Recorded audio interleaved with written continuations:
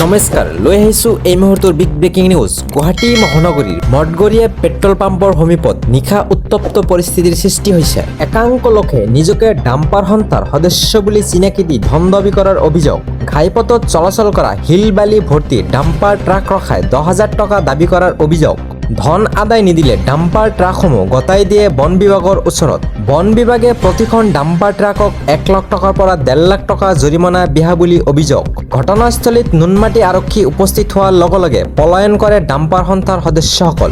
এই সন্দৰ্ভত ভুক্তভোগী লোকসকলে নুনমাটি থানাত দাখিল কৰে এজাহাৰ।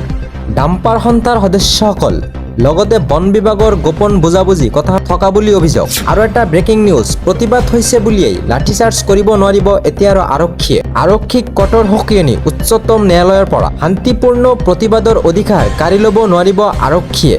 প্ৰতিবাদকাৰীৰ বিৰুদ্ধে আৰক্ষীয়ে অত্যাধিক বল প্ৰয়োগ লৈ প্ৰশ্ন উচ্চতম ন্যায়ালয়ৰ ওচৰত।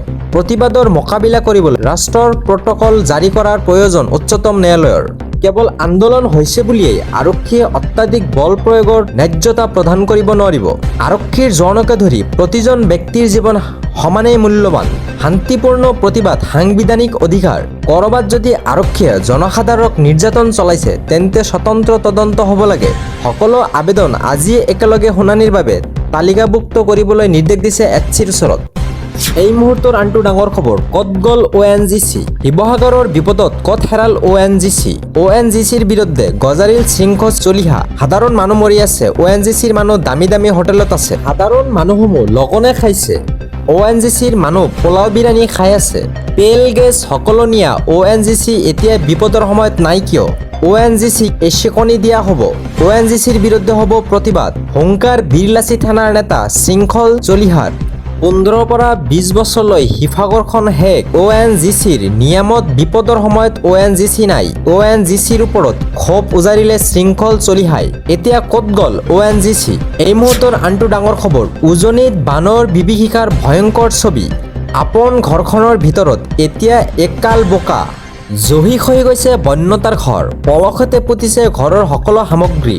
শিৱসাগৰ, নাজিৰা, যোৰহাট, টিয়াক, শিৱসাগৰ, নাজিৰা, বিহুবৰ লগতে চৰাইদেউৰ বন্যতাৰ উপচনি। এতিয়াও 6খন জিলাৰ 131খন গাঁও বানৰ কবলত পৰি আছে।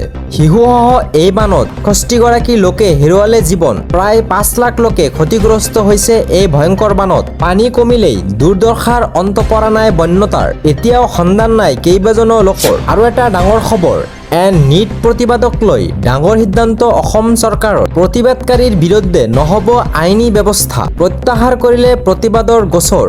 প্ৰতিবাদৰ 5টাকৈ গোচৰ প্ৰত্যাহাৰৰ ঘোষণা। 26 জুলাইলৈ ৰুজু হোৱা গোচৰত প্ৰযোজ্য হ'ব সিদ্ধান্ত। নিটৰ প্ৰতিবাদৰ বিষয়ত চৰকাৰৰ আনুষ্ঠানিক ক্লজাৰ। নিটৰ প্ৰতিবাদক লৈ ডাঙৰ সিদ্ধান্ত লৈছে অসম চৰকাৰে।